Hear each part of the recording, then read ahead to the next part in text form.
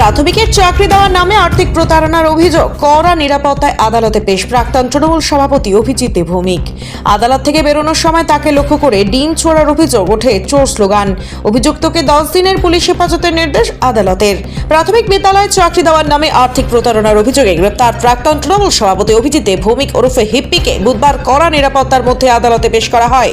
আদালত চত্বরে তাকে ঘিরে উত্তেজনা ছড়ায়। আদালত থেকে বের করে আনার সময় অভিজিৎ ভৌমিককে লক্ষ্য করে ডিম ছোড়ার ঘটনা ঘটে বলে অভিযোগ। একই সঙ্গে তাকে লক্ষ্য করে ওঠে চোর চোর স্লোগান।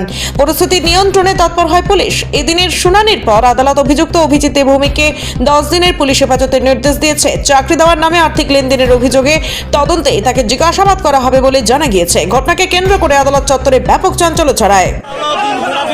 সাধারণ মানুষের বিক্ষোভের ফসল। সাধারণ মানুষ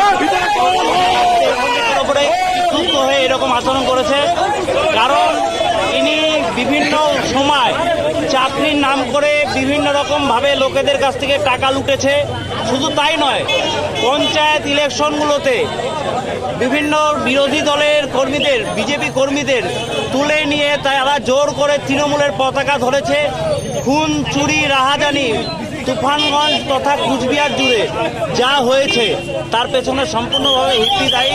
হিপ্পি চোর, ছিনতাইকারী, খুনি, গুন্ডা, দাঙ্গাবাজ। জনরোষের ফল, এগুলো সব জনরোষের ফল। সাধারণ জনগণ এগুলো মেনে নিতে পারছে না। আপনার নাম দায়িত্ব? আমার নাম বিপ্লব চক্রবর্তী, বিজেপি টাউন মন্ডল সভাপতি।